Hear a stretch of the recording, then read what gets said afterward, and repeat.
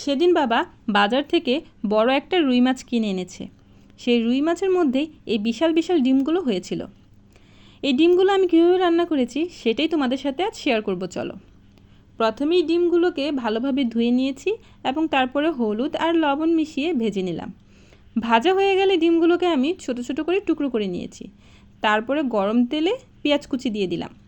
পেঁয়াজগুলো একটু ভাজা ভাজা হয়ে যাওয়ার পর এখানে আমি আদা বাটা এবং রসুন বাটা দিয়ে দিলাম।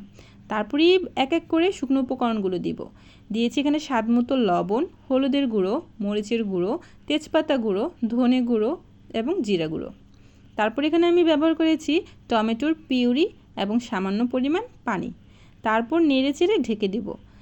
কিছুক্ষণ বলক আসার পর এখানে আমি ডিমগুলো সুন্দরভাবে দিয়ে দিব এবং আস্তে আস্তে উল্টে পাল্টে নেড়ে ঢেকে দিব কিছুক্ষণ রান্না হওয়ার জন্য।